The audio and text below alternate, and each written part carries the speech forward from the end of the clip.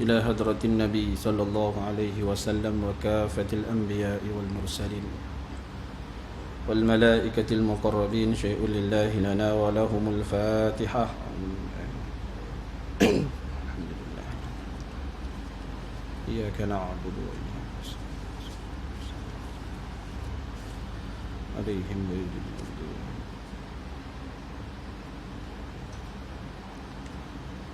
بسم الله الرحمن الرحيم. الحمد لله رب العالمين والعاقبة للمتقين ولا عدوان إلا على الظالمين والصلاة والسلام على أشرف الأنبياء والمرسلين سيدنا ومولانا محمد المبعوث رحمة للعالمين وعلى آله وصحبه أجمعين. قال رب اشرح لي صدري ويسر لي أمري واحلل عقدة من لساني يفقه قولي. اللهم صل وسلم وبارك على سيدنا محمد فاتح لما أغلق والخاتم لما سبق ناصر الحق بالحق والهادي إلى صراطك المستقيم وعلى آله الحق قدره ومقداره العظيم. سبحانك لا علم لنا إلا ما علمتنا إنك أنت العليم الحكيم ولا حول ولا قوة إلا بالله العلي العظيم ولا حول ولا قوة إلا بالله العلي العظيم. أما بعد. السلام عليكم ورحمة الله وبركاته. Alhamdulillah, syukur pada Allah Subhanahu wa taala. Dengan limpah taufiknya, hidayahnya, kasih sayang Allah Subhanahu wa taala pada kita semua, bersama-sama berhimpun berkumpul pada malam yang mulia,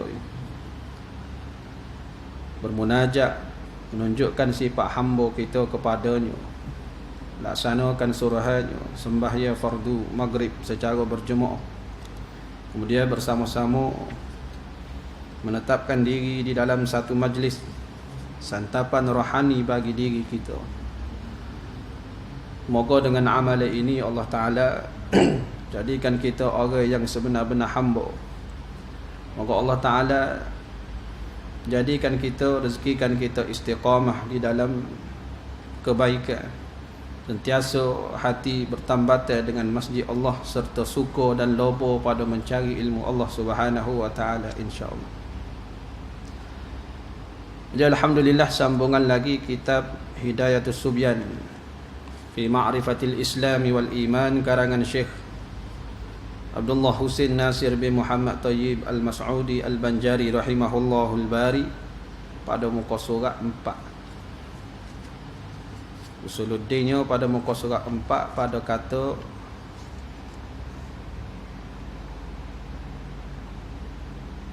kelimanya qiyamuhu binafsih, bagi saya yang ketiga.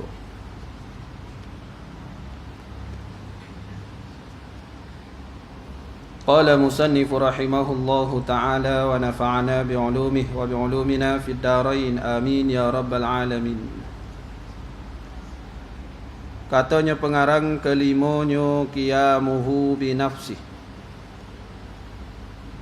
artinya arti qiyamuhu binafsih, berdiri Allah Ta'ala dengan sendiri. Sambungnya perbicaraan sifat Allah Ta'ala hak wajib kita kena tahu secara tafsir, satu persatu. Kewajipan di atas tiap-tiap mukallaf mestilah mengiktikad bahawa Allah Ta'ala bersifat dengan sifat kesempurnaan yang tidak terhingga banyaknya secara umum. Adapun secara tafsir, satu persatu yang dibilang, yang dikira oleh ulama, yang dijumlahkan oleh ulama sebanyak 20 sahaja. Yang mana bila mana seseorang itu memahami 20 sifat, maka ia dapat membeza manakah yang mencipta, mana yang dicipta. Ia dapat beza mana Tuhan, mana makhluk, mana hamba, mana Allah Subhanahu wa taala Tuhan sekalian alam. Dia dapat beza. Bila mana cukup dah dengan 20 sifat ni, kata ulama, dapat dah dia beza. Syaratnya mesti mempelajari, memahami sifat 20. Kalau hanya sekadar menghafal sahaja belum tentu. Kerana ramai orang yang ingat tetapi masih lagi tergelincir ataupun masih lagi tidak memahami dengan jalannya yang disusun oleh ulama secara betulnya. Sebab itulah sifat 20 ini perlu kepada talaki dan ambil faham. Jadi kelimanya daripada 20 sifat, katanya musannif qiyamuhu ta'ala bi nafsih. Artinya arti qiyamuhu ta'ala bi nafsih, berdiri Allah Ta'ala dengan sendiri. Berdirinya Allah Ta'ala dengan sendiri, bukan kata Allah Ta'ala asal duduk baru berdiri, tidak. Berdiri dengan sendiri ni bermula maknanya kata musannif iaitu tiada berkehendak ia Allah. Tidak berhajat ia Allah. Tidak berkehendak ia Allah, berkehendak tiada berkehendak kepada zat. Tidak berhajat kepada zat untuk diri dia. Allah Ta'ala tidak berhajat kepada zat kerana ia Allah zat. Maknanya zat tidak berhajat kepada zat. Qiyamuhu ta'ala binafsih, berdiri Allah Ta'ala dengan sendiri, dua makna. Pertamanya tidak berhajat kepada zat kerana ia Allah tu zat dah. Zat dia tidak berhajat kepada zat. Benda yang berhajat kepada zat kena pada sifat. Itulah ta'rif ataupun pengertian zat maqama bi nafsih, benda yang berdiri dengan sendiri. Suatu yang berdiri yang ada dengan sendiri. Tidak berhajat kepada sesuatu. Adapun yang berhajat kepada zat iaitu sifat. Sifat sahaja berhajat kepada, berkehendak kepada zat. Berkehendak makna menumpai untuk diri dia duduk, itu sifat. Seumpama kita kata tawar.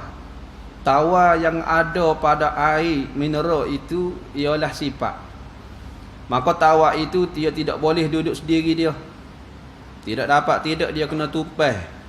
Berkehendak, berhajat kepada diri zat iaitu air, diri jisim. Maka tawar dia menumpai pada air. Dia tidak boleh bercerah tangga sifat dengan zat.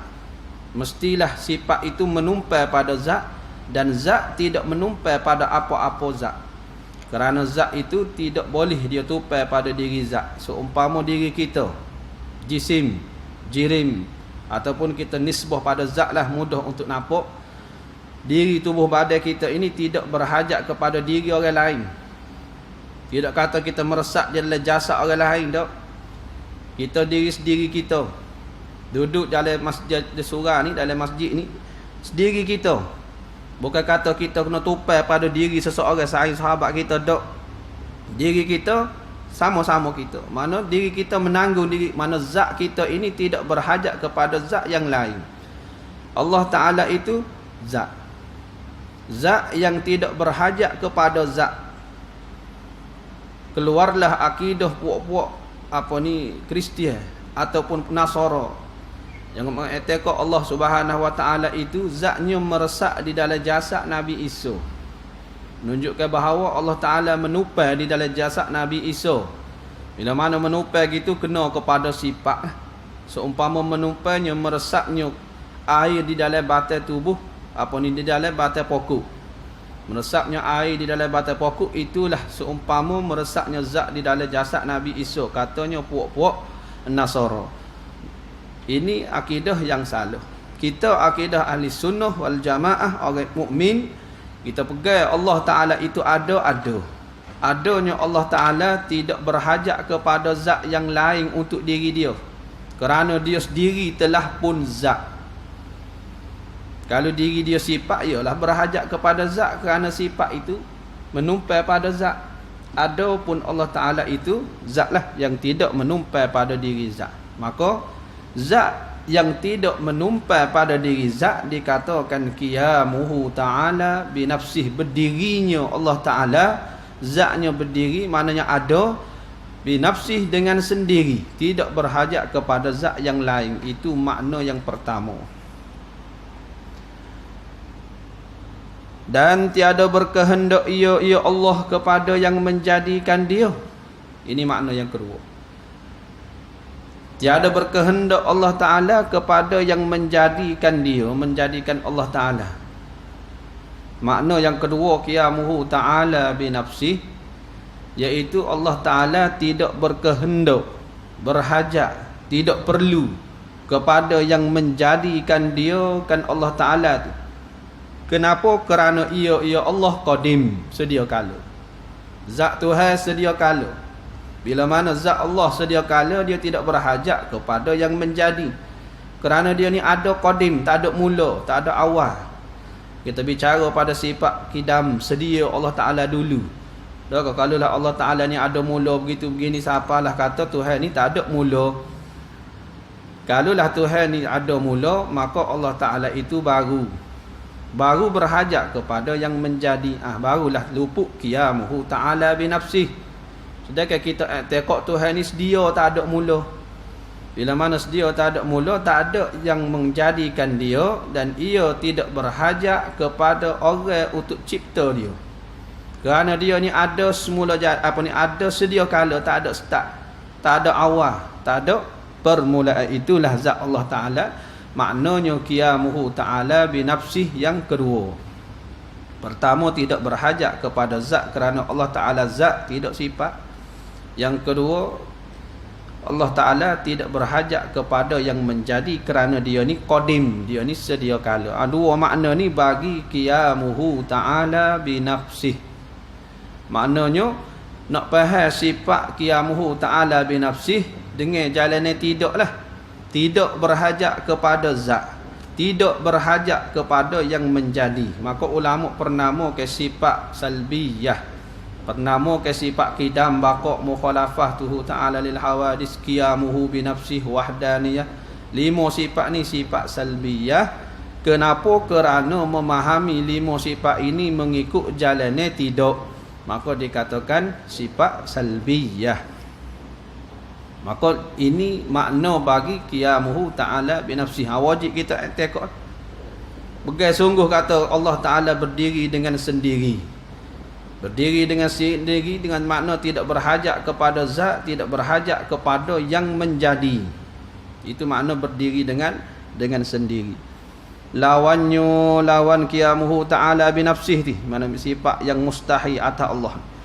Lawannya qiyamuhu bighairih, artinya arti qiyamuhu bighairih, berdirinya Allah dengan yang lain. Ini mustahil.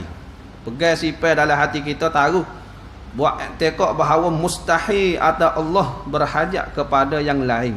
Berdirinya dengan yang lain maknanya berhajat kepada yang lain. Seolah-olah Tuhan ni sifatlah berhajat kepada zat, iaitu berdiri dengan yang lain itu mustahil. Mustahil pada akal. Tak terima akal kita ni kata Tuhan berdiri dengan yang lain. Tak terima di akal kita, tak boleh nak tergambar, tak boleh nak tasawur di akal kita Tuhan ni berhajat kepada yang lain. Tak boleh nak tergambar. Seolah-olah kita tak boleh nak menggambarkan akal kita benda yang mustahil. Gerak dan dia di dalam satu masa yang sama, mustahil. Sekarang tengahnya bergerak kipas, sekarang juga tengah berhenti kipas. Dua-dua di dalam saat yang sama, ada sifat bergerak, ada sifat dia. Mustahil pada akal. Mustahil, tak boleh nak terima di akal kita. Mana mungkin kipas tu dalam keadaan masa yang sama, bergerak pun ada, dia pun ada. Begitulah kita pegang sungguh-sungguh Tuhan itu qiyamuhu ta'ala binafsih. Mustahil Allah Ta'ala berkehendak kepada yang lain. Mustahil, tidak tergambar, tidak terfikir, tidak nak tasawur di akal kita bahawa Tuhan itu berhajat kepada yang lain. Pegang sifat sungguh-sungguh mustahil ni, sifat ni atas Allah Ta'ala. Mustahil Allah Ta'ala berhajat kepada sesuatu, berhajat kepada masa, berhajat kepada tempat, berhajat kepada jihad. Mustahil. Pegang dah qiyamuhu berdiri dengan sendiri, tiba-tiba ada kata berhajat kepada jihad contohnya, berhajat kepada jisim contohnya, hidup dengan jisim contohnya. Ini perkara yang mustahil, yang kita tidak tergambar di akal kita. Itu baru pegangan kita lagu tu. Pegang sungguh-sungguh bahawa Tuhan itu berdiri dengan sendiri. Tak ada satu pun makhluk yang ia berhajat kepada makhluk. Sama ada tempat kau, makhluk yang bernama tempat kau, makhluk yang bernama jihad, makhluk yang bernama masa ke, makhluk yang bernama arwah ke, semua itu Allah Ta'ala tidak berhajat sesuatu pun.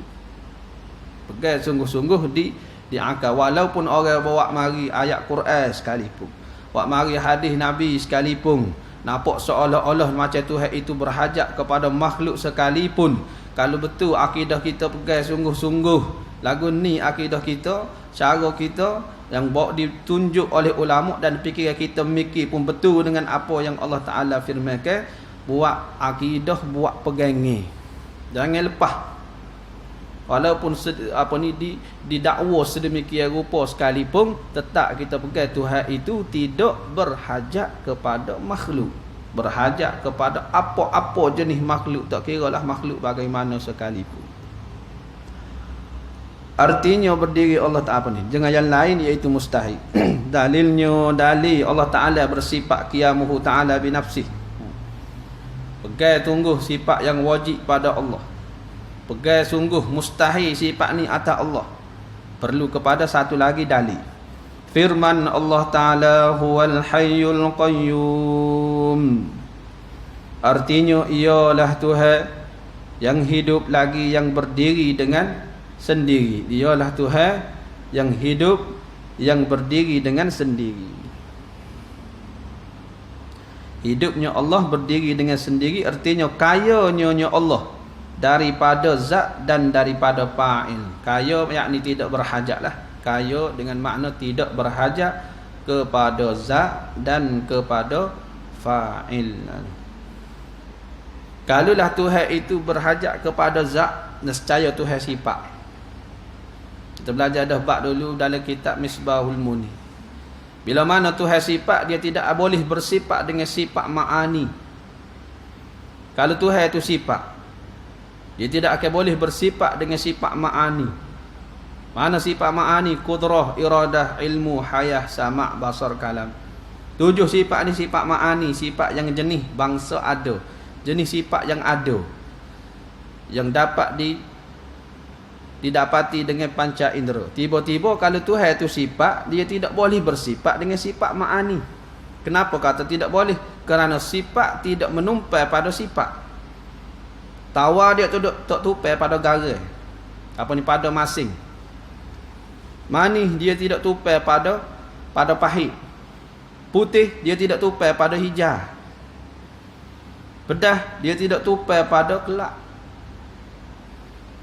Yang mana sifat yang bangsa ada, maknan, makna sifat yang jenis ada, dia tidak tupai pada sifat. Dia tidak boleh menumpai, tidak boleh ada pada sifat. Tawa nak tupai pada masing, tak boleh. Masing itu sendiri tupai pada gara. Tawa nak tupai pada masing, tak boleh. Mesti dia kena tupai pada yang dikatakan jisim ataupun zat lah, mudah kata, untuk dia duduk pada diri dia. Maknanya jikalau Allah Ta'ala tu sifat, tidak bersifat dengan sifat qudrah. Kenapa? Kerana sifat qudrah itu sifat maknan, sifat yang jenis bangsa ada. Bila mana sifat yang jenis bangsa ada, dia tidak menumpai, dia tidak boleh ada pada sifat, maka Tuhan tidak bersifat dengan qudrah, iradah, ilmu, hayah, sama', basar, kalam. 7 sifat ni tak ada pada Tuhan. Kenapa? Kerana Tuhan itu sifat. Maka tidaklah kita kata Tuhan itu bersifat. Tuhan itu ialah zat. Iaitu Allah ismun, satu nama, lizzat, bagi zat, wajibil wujud, yang wajib ada, apa ni, al-ma'budu bihaqqin, yang disembah dengan sebenar, mustaghni an kulli ma siwah, terkaya ia daripada tiap-tiap barang yang lain dan berhajat kepadanya oleh tiap-tiap yang lain kepadanya. Itu Allah Subhanahu wa ta'ala. Keenamnya wahdaniyah, masuk sifat yang seterusnya. Wahdaniyah artinya, arti wahdaniyah esa, zat Allah Ta'ala. Esa lah wahdaniyah yang kita sebut Allah Subhanahu wa ta'ala itu wahdaniyah. Wahid, qul huwallahu ahad. Allah, katakanlah Allah itu esa. Yang ni wahdaniyah esa. Esa Allah Ta'ala itu dan segala sifatnya. Zat Tuhan esa, sifatnya esa, dan segala perbuatannya, segala perbuatan Allah Ta'ala pun esa. Esa ni bukan kata satu. Lepas tu esa dengan makna tidak berbilai. Zat Tuhan satu, zat Tuhan tidak berbilai. Satu tu bilangi 1 2 3, bilangi kita pun satu. Adapun Tuhan satu, Tuhan al-satu esa dengan makna tidak berbilai. Tak berbilai lagu mana? Dengan makna seumpama zat Tuhan itu tidak daripada jisim dan jirim. Tidak daripada jisim ataupun jirim. Tidak daripada benda yang boleh dicicah, dibelah, dikerak. Adapun kita satu. Satu kita satu dengan makna jisim yang boleh dikerak, dibelah 2, belah 7, belah 10, tak ada masalah, boleh belah. Adapun Tuhan satu, makna tidak berbilai, tidak berdiri daripada jenis-jenis darah, daging, urat, tulang, lemuk. Maknanya esa Tuhan itu esa dengan makna tidak boleh dibilai. Esa tunggal, tidak satu, tunggal. Satu ni bilangi lagi supaya kita satu. Satu daripada beberapa jenis benda yang berkumpul, daripada darah, daging, urat, tulang, lemuk, air, angin, campur habis jadi setokor, satu jasad manusia.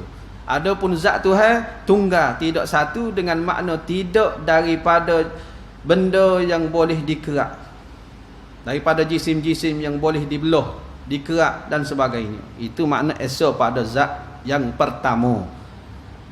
Esa makna pada zat yang kedua, esa zat yang kedua dengan makna tak ada benda yang lain yang sama seumpama zat Tuhan. Tak ada satu zat pun yang sama seumpama zat Tuhan. Dua makna esa pada zat. Esa yang pertama, zat Tuhan tidak boleh dibahagi, tidak berjisim lah, tidak boleh dikerak, dipotong dan sebagainya. Esa dengan makna yang kedua, tidak ada zat yang lain yang sama seumpama zat Tuhan. Tak ada dua zat Tuhan, ada selagi zat seumpama zat Tuhan, tak ada. Mana zat Tuhan sahaja sedemikian. Tak ada zat lain yang lain sama seumpama zat Allah Ta'ala. Itu makna yang kedua. Mana dua makna lah esa. Begitu juga esa pada sifat dua makna. Esa pada perbuatan pun dua makna juga. Bermula maknanya makna esa Allah Ta'ala tu, wahdaniyah tu. Tiada yang menduai pada zatnya dan pada segala sifatnya dan pada segala perbuatannya Allah Ta'ala. Kita Hidayatus Subyah dia ringkas gitu. Esa pada zat dengan makna dua. Zat Tuhan tidak boleh dikerak, dipotong, dibelah dan sebagainya. Yang kedua, tidak ada zat seumpama zat Allah Ta'ala. Esa Allah Ta'ala pada sifat dua makna. Dengan makna tiap-tiap satu jenis sifat, satu pada zat. Satu kudrah di zat Allah Ta'ala, satu iradah di zat Allah Ta'ala. Esa pada sifat yang kedua, tidak ada yang bersifat seumpama sifat Tuhan. Tak ada pun sesuatu yang bersifat seumpama sifat Tuhan. Sama ada jenis makhluk, tak ada benda lain lah makhluk. Mana tidak ada yang bersifat kudrah, kuasa seumpama kuasa Tuhan. Tak ada yang bersifat melihat, pelihat seumpama pelihat Tuhan. Itu makna pada sifat, esa pada sifat yang kedua dah. Mana esa pada perbuatan dua juga. Esa pada perbuatan dua. Dengan makna yang pertama, tidak ada sesuatu pun yang yang perbuat seumpama perbuatan Tuhan. Itu yang pertama. Tidak ada yang memperbuat sesuatu benda seumpama perbuatan Tuhan. Tidak ada yang memperbuat sesuatu benda seumpama perbuatan Tuhan. Makhluk buat dengan makna mengubah benda yang telah ada kepada benda lain. Adapun Allah Ta'ala perbuatan dia mencipta benda yang belum ada. Beza. Makna yang kedua, Allah Subhanahu Wa Ta'ala perbuat dan tidak bersyarikat dengan apa-apa jenis zat yang lain. Mana buat langit tidak dua orang buat sekali buat, pakat panggil, tidak. Perbuatan Tuhan hanya dia sahaja yang memperbuat. Tak ada zat lain yang memperbuat bersekutu dengan zat Tuhan, tak ada. Itu makna dua pada wahdani Esok pada wahdaniyah, esok pada perbuatan lah. Ispitah lalu. La yakunu wahidun fima zukira. Ini lawan dia, mustahil. Tiada ada esok pada barang yang tersebut itu ialah mustahil. Allah Ta'ala tidak esok makna zat Tuhan ada dua, contohnya semua tu mustahil. Kata dia, dalilnya firman Allah Ta'ala, wa ilahukum ilahu wahid, artinya bermula Tuhan kamu iaitu Tuhan yang esok. Ispitah lalu. Dua sifat Allah Subhanahu wa Ta'ala pada perbicaraan sifat apa ni, ilmu tauhid. Jadi masuklah pada perbicaraan bab fiqh pada muka suratnya 8.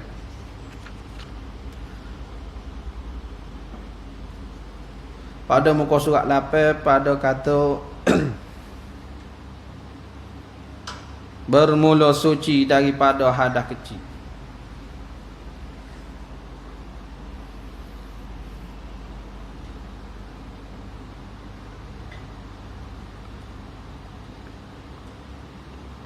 Belah daripada bawah ke atas. Katanya musannif bermula suci daripada hadas kecil. Bermula suci daripada hadas kecil, mana tak ada ismaya. Bermula suci daripada hadas kecil dengan mengambil wudu. Suci, nak suci hadas kecil kita ni dengan ambil wudu. Dipanggil hadas kecil kerana sedikit sahaja benda yang haram ketika berhadas kecil. Panggil hadas besar, banyak benda yang haram ketika berhadas besar. Panggil hadas besar kerana banyak benda yang haram ketika berhadas besar. Panggil hadas kecil apa? Kenapa? Kerana sedikit sahaja benda yang haram ketika seseorang itu berhadas kecil. Bermula fardu wudu itu 6 perkara. Kita masuk bab ambil ismaya. Bermula fardu wudu itu 6 perkara. Tuhan sebut apa ni dalam Quran, faghsilu wujuhakum wa aydikum ilal marafiq wamsahu bi ru'usikum wa arjulakum ilal ka'bain. Basuh kaki sehingga buku lali. Hanya disebut 4 sahaja dalam Quran. Faham lagi dua lagi dua yang kata ni perkara ni daripada ulama. Apa 2 perkara tu? Benda 2 kering orang panggil. Pak basah 2 kering. 2 kering tu daripada ulama. Seumpama niat yang pertamanya daripada ulama. Ulama pandai-pandai dak daripada Nabi juga. Nabi bersabda, innamal a'malu binniyat. Ai innama sihhatul a'mal. Hanya sah segala amal dengan niat. Lalu ibadat ambil air semaya itu satu amalan, satu ibadat, maka perlu kepada niat. Bagaimana permulaan niat? Ketika mengambil wuduk yang pertama, Tuhan kata basuh muka, maka ketika itulah didatangkan niat. Qasdus syai' muqtarinan bi fa'lih, mengkosakkan sesuatu muqtarinan beserta buat. Maknanya mengkosakkan sesuatu, perintah Tuhan seumpama ambil asmaya ni basuh muka. Mengkosakkan sesuatu yakni niat muqtarinan beserta. Niat tadi beserta bi fa'lih dengan buat. Buatnya ambil air semaya, mula-mulanya basuh muka. Niat ketika tu. Mana la tujzi'uhun niyata, tidak memada niat illa, kalau dalam bab semaya, illa ma'at takbir, melainkan serta dengan takbir. La tataqaddamat takbir, tidak mendahului takbir, wala yakunu ba'dah, tidak kemudian daripada takbir. Sama seumpama ambil wudu. Kalau mutamak kat mesti ketika air bertepuh dengan muka, lintasan niat sahaja mengangkat hadas kecil. Ataupun saja aku mengambil wuduk, tak apa dah. Maknanya daripada ulama 2 tu. 2 kering, 4 basah. 4 daripada Allah, 2 tu daripada ulama. Ulama ambil daripada hadis Nabi. Yang keduanya tartib. Akhir sekali fardu wuduk yang ke-6 tartib. Tartib kias daripada ibadat haji. Seorang sahabat bertanya Rasulullah, ya Rasulullah, bila start daripada mana hamba nak sa'i? Daripada Safa dulu ke daripada Marwah? Lalu katanya Rasulullah sallallahu alaihi wasallam, daripada abtadi'u bima bada Allahu fih, mulalah dengan apa yang telah dimulakan oleh Allah. Allah Taala mula dalam Quran, innas safa wal marwata min sya'airillah. Start daripada Safa kepada Marwah, 1 kali pusingnya kembali semula ke Safa, 2 kali pusingnya. Maka siapa pada ibadat ambil air semaya, ulama mari kerisauan, takut-takut orang di akhir zaman ni bijak pandai sendiri baca Quran, tafsir Quran, tidak berpandukan dengan ulama, tidak berpandukan dengan apa yang dipahamkan oleh sahabat, oleh tabi'in, bahkan daripada Rasulullah sendiri. Takut-takut di akhir zaman ni lalu ulama letak satu kefarduan wuduk tertib. Takut orang mari masjid kaki cemar, maka dia nak ambil wuduk, dia basuh kaki dulu, kerana Tuhan sebut pak dalam Quran. Pak sahaja. Basuh muka, basuh tangan hingga ke siku, sapu kepala, basuh kaki. Lalu dia kaki cemar, dia basuh kaki dulu, ataupun dia sapu kepala dulu, ataupun dia basuh tangan dulu, tangan dia kotor, tangan dia cemar, menunjukkan bahawa tidak ada tertib. Lalu ulama letak satu kefarduan wuduk tertib kias daripada ibadat haji. Katanya Rasulullah, abtadi'u bima bada Allahu fih, mulalah dengan apa yang telah dimulakan oleh Allah. Allah Ta'ala mula di dalam Quran, inna saf faghsilu wujuhakum, basuh muka kamu, wa aydikum ilal marafiq, basuh tangan hingga ke siku, wamsahu bi ru'usikum, sapu sebahagian daripada kepala, mengikut mazhab Imam Syafi'i, wa arjulakum ilal ka'bain, basuh kaki sehingga buku lali. Menunjukkan bahawa ada di dalam ibadat wuduk itu tertib. Maka letak satu kefarduan wuduk tertib, jadilah 6 kefarduan wuduk. Kalau terus nak berpandu ke berpandu ke Quran, berpandu ke hadis, terluput niat, terluput tertib. Maka perlu seseorang itu memahami apa yang dipahami oleh Rasulullah, yang dikalamkan oleh Allah, mengikut pemahaman ulama. Kenapa? Kerana tidak sampai taraf ilmu dengan mereka. Nak sampai taraf ilmu dengan ulama tak boleh, tak selebor dengan mereka. Maka kita berpandukan dengan apa yang dipahamkan oleh ulama. Walaupun hati kita ataupun pemikiran kita nampak sedemikian, lihat ulama nampak lagu mana, begitulah jalannya. Tidak boleh kita berpandu semata-mata akal kita.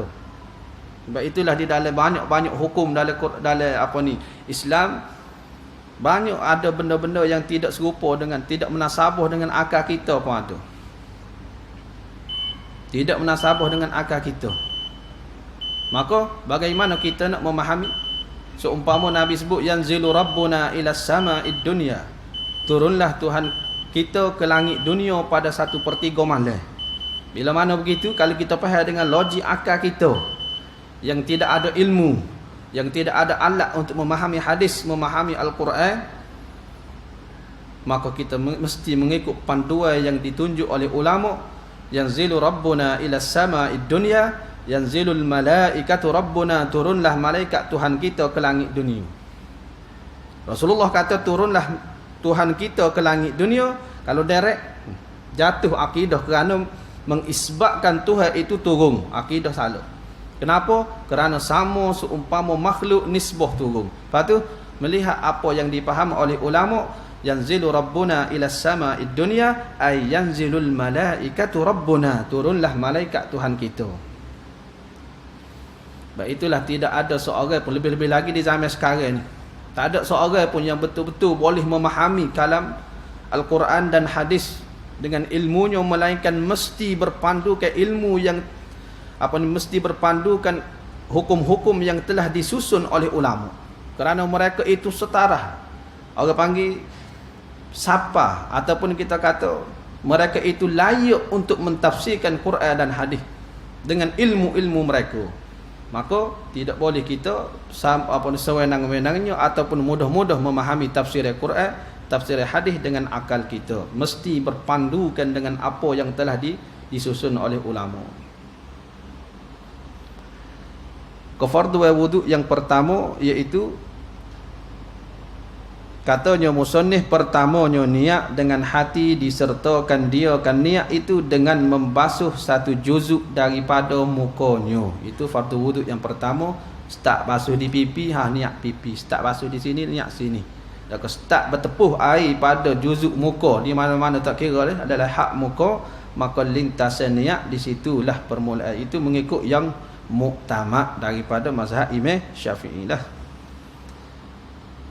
Dan sunat dilapahkan dia kan niat dengan lidah, iaitu nawaitu raf'al hadasil asghar. Artinya sahaja aku mengangkat akan hadas yang kecil, atau nawaitul wudu'a, boleh juga sahaja aku mengambil wudu, atau nawaitul fardal wudu'i, artinya sahaja aku mendatang akan fardu wudu. Ini setengah daripada ke fardu wudu, iaitu niatlah, niat ketika mengambil air semaya di permulaan ibadat wudu. Keduanya daripada fardu wudu membasuh mukanya. Habis itu dah. Wallahu a'lam wa ilmuhu wa atam. Bismillahirrahmanirrahim. Alhamdulillah. Wassalatu wassalamu ala asyrafil anbiya'i wal mursalin wa ala alihi wa sahbihi ajma'in. Allahumma tahhir qulubana minan nifaq wa a'malana minar riya'. اللهم اغفر لنا وارحمنا وارض عنا وتقبل منا وادخل الجنة ونجنا من النار. اللهم اغننا بالعلم وزينا بالحلم واكرمنا بالتقوى جملنا بنا. صلى الله على سيدنا محمد وعلى اله وصحبه وسلم. والحمد لله رب العالمين والعفو منكم والسلام عليكم.